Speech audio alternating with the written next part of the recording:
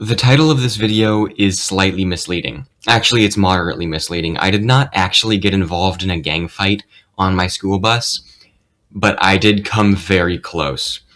So, setting the scene, there were these 4 girls in my afternoon bus who would always sit in the very back of the bus. There were 4 of them total, and 2 each of them would sit in the final 2 seats, each taking up 1 seat. Or 2 of them taking up 1 seat. And anytime someone else sat in those seats, because the girls got onto the bus pretty late, and anytime someone else would sit in one of those seats, the girls would just intimidate them out of the seat, like threaten to fight them if they didn't give it up. And since there were 4 girls and usually like only 1 guy, they would just get out of the seat because,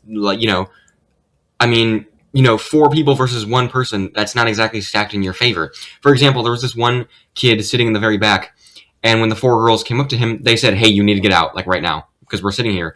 And the guy said, "Nah, I'm good." And the front girl, who was in the front, laughed and repeated what he said back to the other 3, and then they laughed too.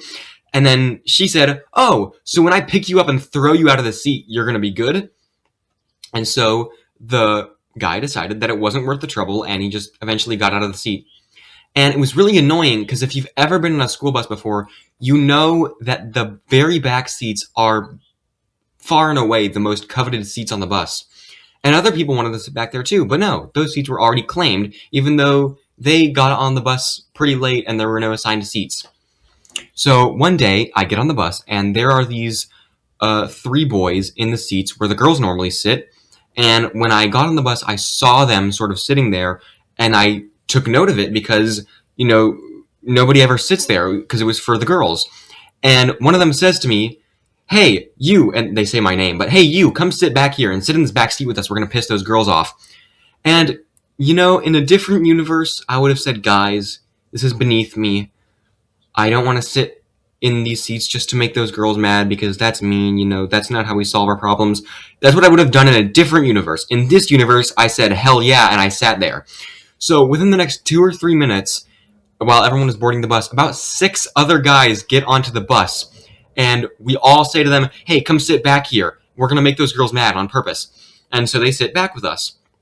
So there are now 10 guys total in the back of the bus with the intent, sitting in these seats where these girls always sit, with the express intent of making them mad. So I'm going to rapid fire introduce a bunch of people. All names are changed. So the kid who was sort of like, orchestrating the whole thing, he was like the one who said, "Hey, come back here and sit with us." He was the one who sort of had the idea. He was the one who was, expressing the idea the whole time. He was the one who was sort of hyping everyone up, saying like, "Yeah, we're going to do this, and, we're going to make them mad." He will be Ginger Kid because, that's what he was.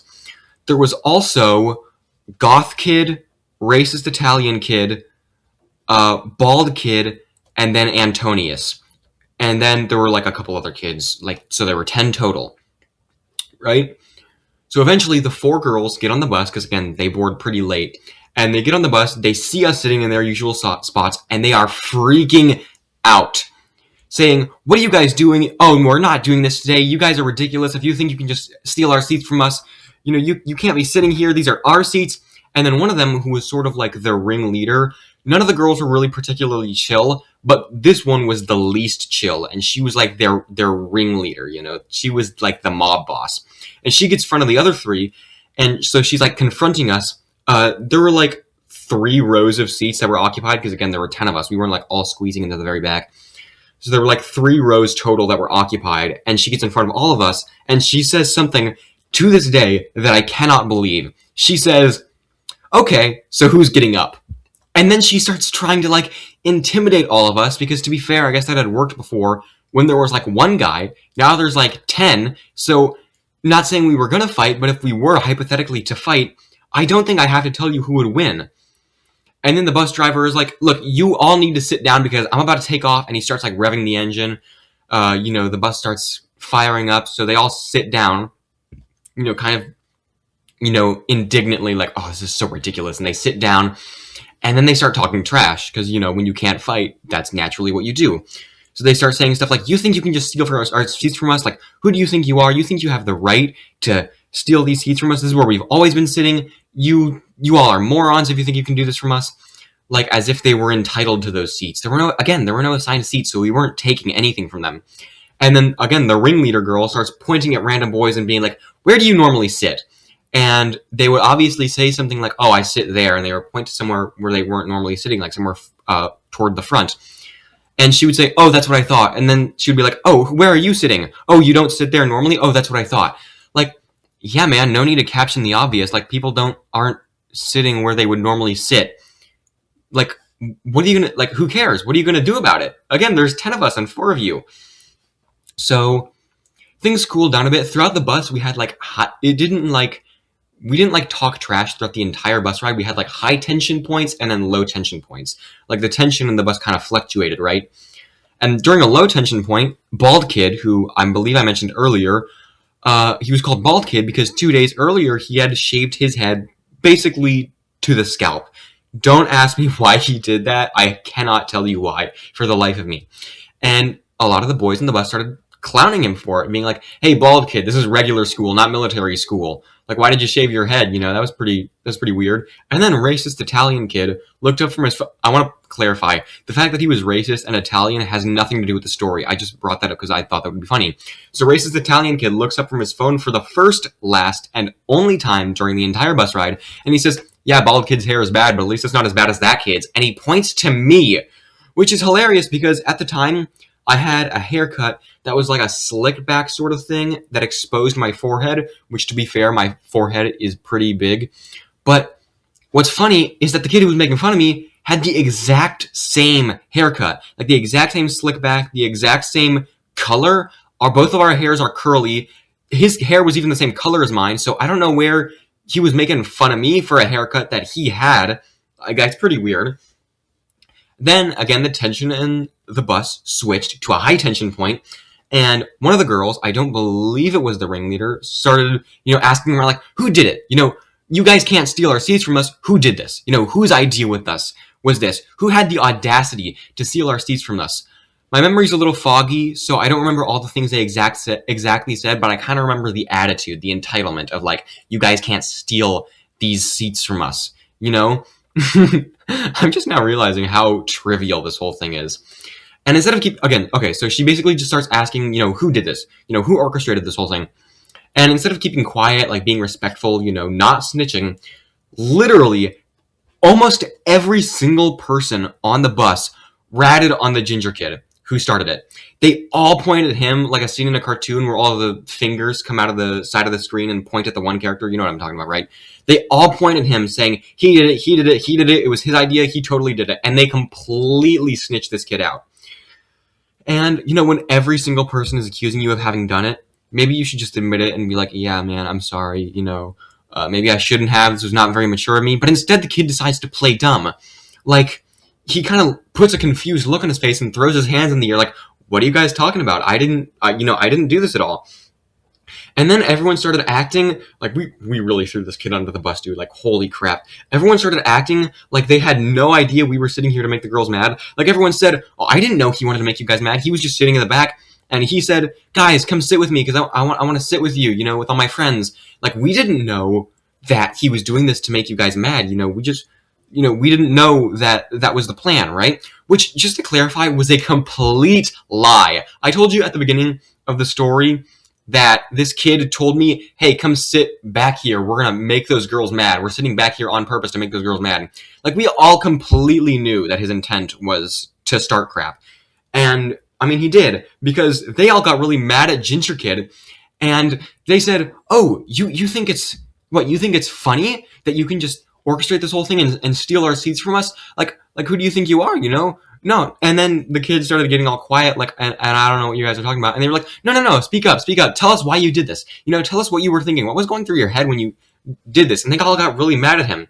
Like, "You think it's funny to take our seats? You think you can disrespect us? You think you can humiliate us like that?" Which, dude, it's not that deep.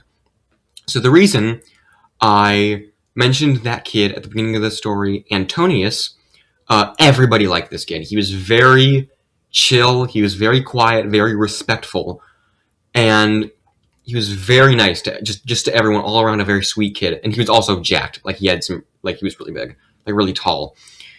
And when these girls started to make fun of Antonius. Like, they were like making all this stuff about the fact that he wore glasses. They were making fun of his hair. They were making fun of his clothes. And again, everybody really liked Antonius because he was this super sweet, chill guy.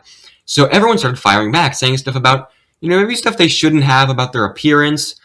Just being like, you guys are really obnoxious, like sort of started calling them out on their sense of entitlement over these seats. Like, you guys think you can just, like, the boys were saying stuff like, you guys think that you're entitled to these seats? Nobody owns these seats. You can't own these, and you can't threaten to fight us because we decided to sit back here.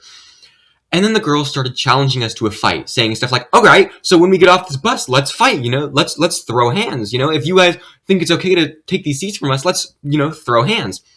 Again, 10 guys versus 4 girls, not particularly in their favor, so I don't know what their problem is. And at this point, I wasn't really paying attention because I was sort of wrestling with an idea in my head. So, for context, I was technically getting off at the wrong stop. So I was supposed to get off at the second bus stop, but it was super far away from my house, and I don't know why they picked that spot for me. So I had been getting off the first stop because it was closer to my house. You get the idea.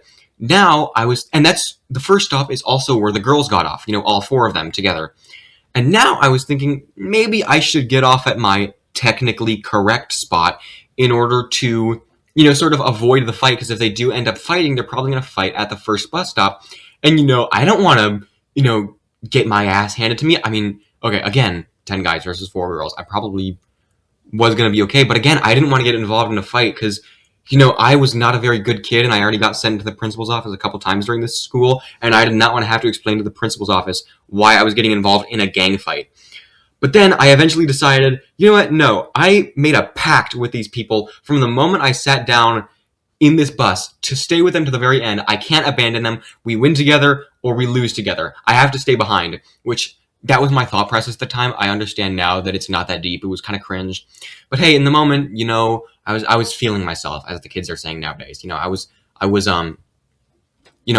just feeling myself, I guess. So, we're getting to the climax of the story. There were 10 total boys, 8 of which got off at the first stop, including me, and all 4 girls got off at the stop. Then, 3 of the 8 boys went their own way and left, so now it's a 5v4. Still a bit in our favor, a little bit. And so the girls started talking trash again, like, okay, so we're gonna fight, right? We're gonna throw down because you guys, threatened, you guys stole our bus seats, you did all this stuff, you insulted our appearance when we did it first, ignore that part. You guys have this entitlement that you can just steal our bus seats from us. And, saying that we had no right, and so on and so forth, just saying all this nasty stuff to us. But then, Goth Kid, who I mentioned at the beginning of the story, he went away from us toward his house. So now it's a 4v4. And I'm a little ashamed to say this, but I'm not a very good fighter. I'm a very scrawny kid. I've never been in a fight before in my life. And during the entire bus ride, I had sat sort of inside of one of the seats, and Goth Kid had been sitting on the outside because he was really big and intimidating, and I wanted him to protect me. So when he left to go to his house, I ran after him because he was really big and intimidating, and I wanted him to protect me. I'm sorry. That's just so embarrassing. That's probably one of the most shameful things I've ever done in my life. I really just flaked so hard. So now it's a 3v4. So you could argue that the girls now held the advantage, right? But after all that smack talk, all that talk about how they would smack us, how they would beat us up, about how they would curb stomp us, absolutely destroy us for, daring to disrespect them and humiliate them on the bus by taking their seats. Who are we to take their seats? Who are we to do this? Who are we to do that? After all that smack talk, no, they did not begin to fight. They did not begin to throw down. They just kept talking trash. Like, oh, are you scared? Are you scared of us? Yeah, where was all that energy, Where was all that energy saying you were going to smack us? Again, it was them who sort of had the idea to start fighting. But now they were saying that our energy was lost. Or I guess I shouldn't say our. That their energy was lost. That they're now the cowards. And then they started saying, like, how about you come over here and fight us? Let's go. Come on. You're really going to steal our seats and then run away? How about you come over here and fight us? While they were the ones who had instigated it.